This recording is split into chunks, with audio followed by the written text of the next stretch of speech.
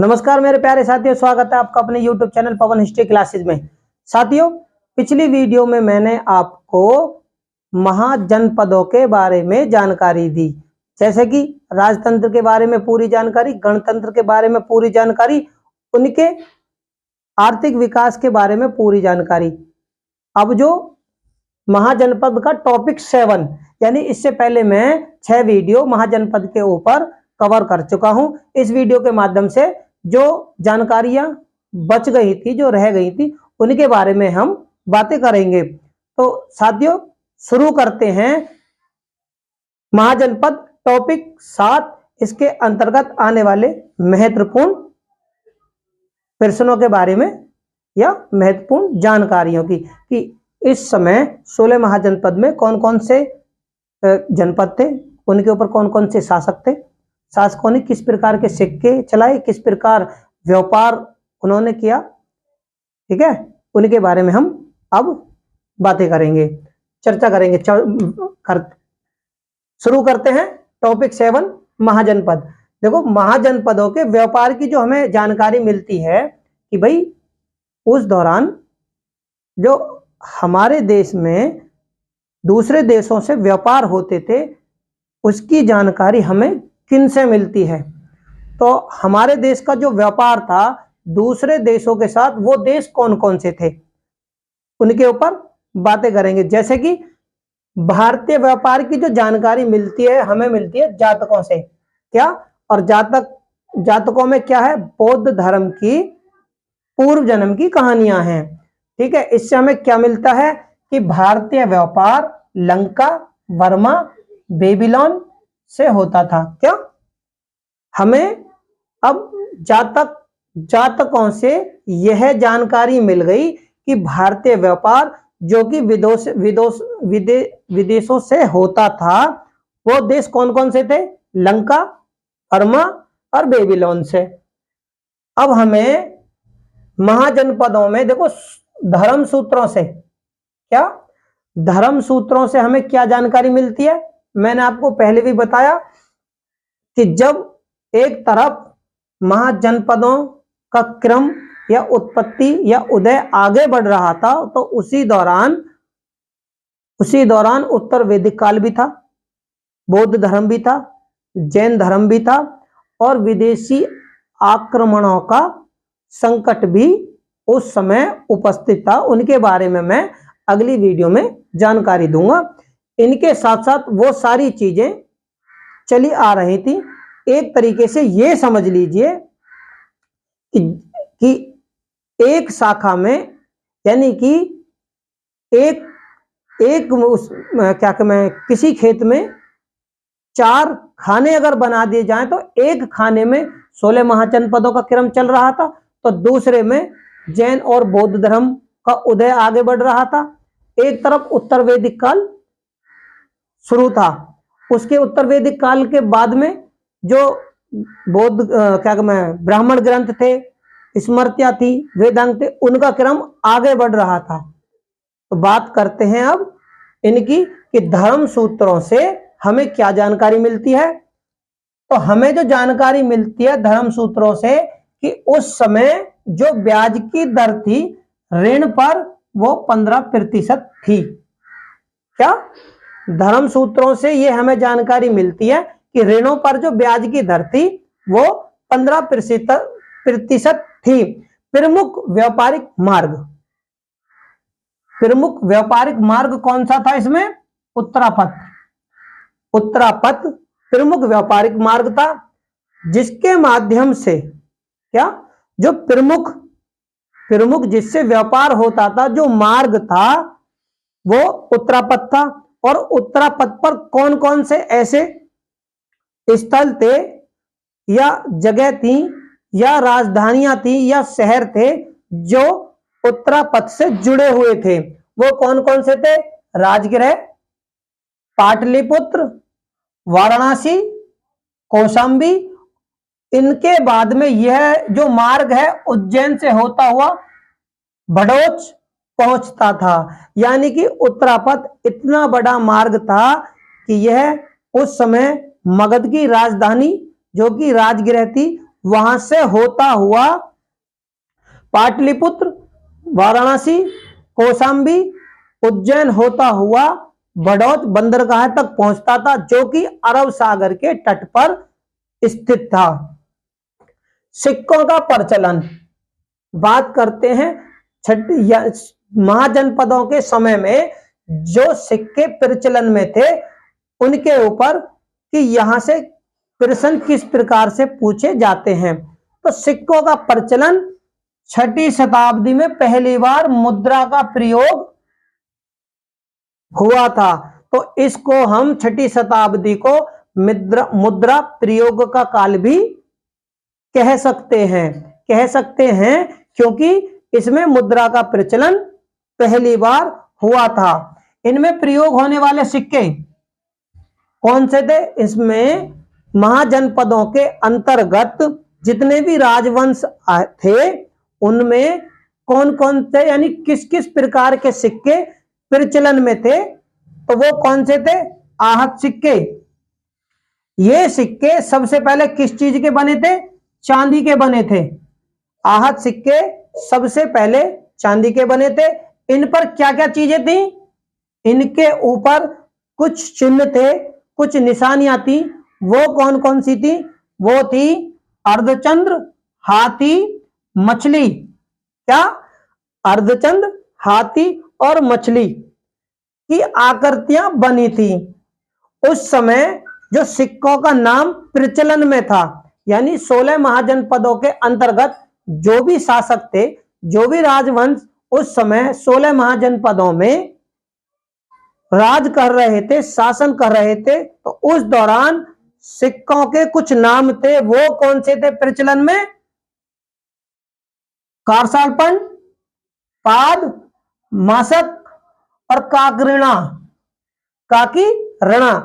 तो ये उस समय सिक्कों के प्रचलन में, यानी सिक्कों के लिए प्रयुक्त होने वाले नाम थे, जो कि पेपरों में पूछे जाते हैं। कौन कौन से थे उस समय? कारसापण, पाद, मासक और काकी ऋणा, ये सिक्कों के नाम थे।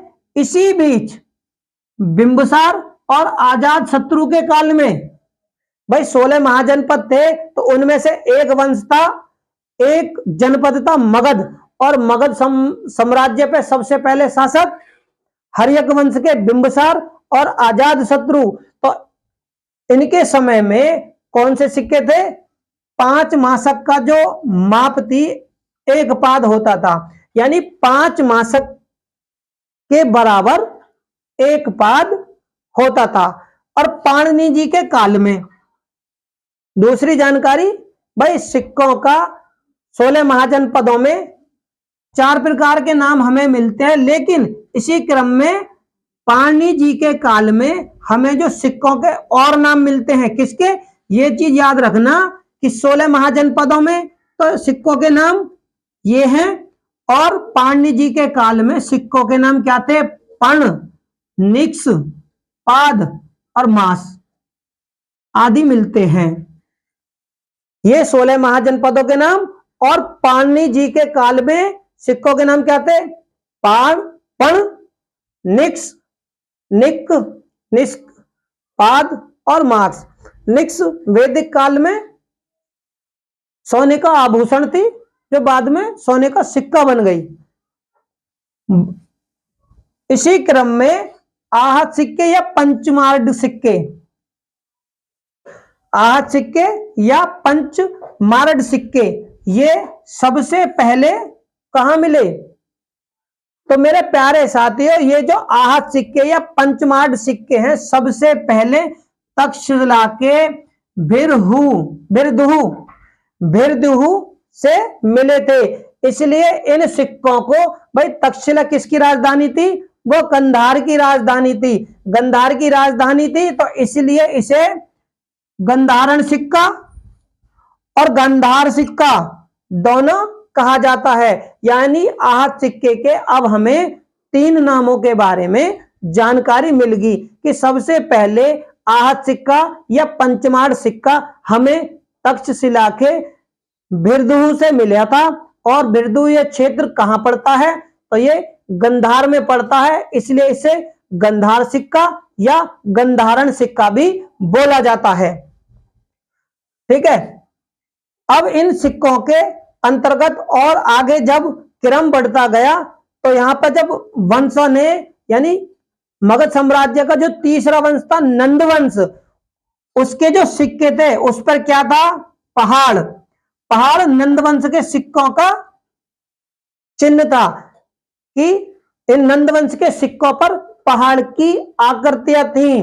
और अर्धचंद्र ये चंद्रगुप्त मौर्य यानी कि मगध साम्राज्य के अंतर्गत चौथा वंश जिसने मगध साम्राज्य पर शासन किया, चंद्रगुप्त मौर्य।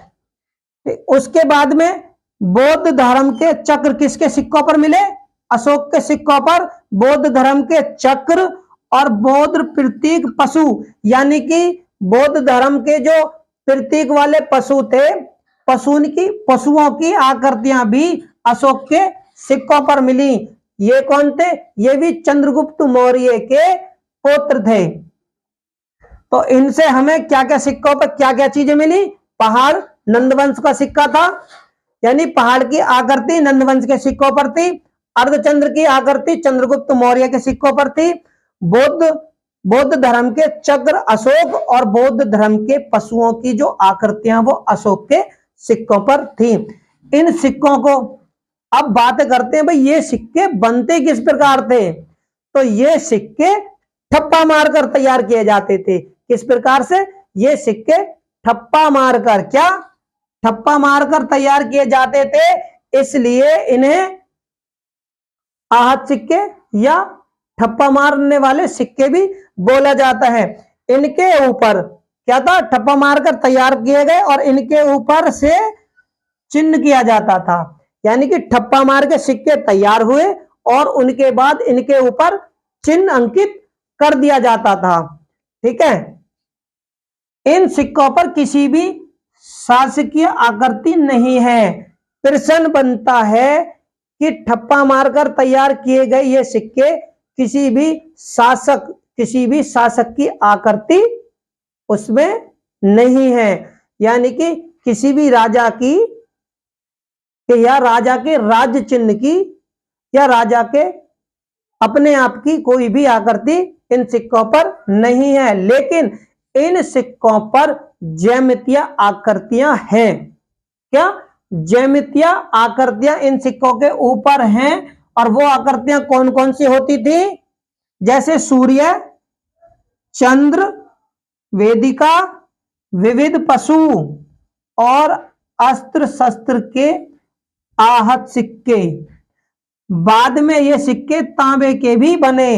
अब देखो इनसे कोई महत्वपूर्ण प्रश्न जो बनते हैं पेपरों में, भाई ज्यामितीय आकृतियों में भगवान सूर्य की पूजा होती थी तो उनके चित्र बना दिए, चंद्रदेव की पूजा होती उनके, वेदिका जो कि हवन के लिए इस्तेमाल की जाती थी वेदिका, उसका चित्र, विविध पशु उस दौरान जो पशुओं की जो इस्तेमाल में की जाती थी, जो सबसे ज्यादा महत्वपूर्ण पशु या प्रमुख पशु थे उनकी आकृतियां, और अस्त्र और शस्त्र।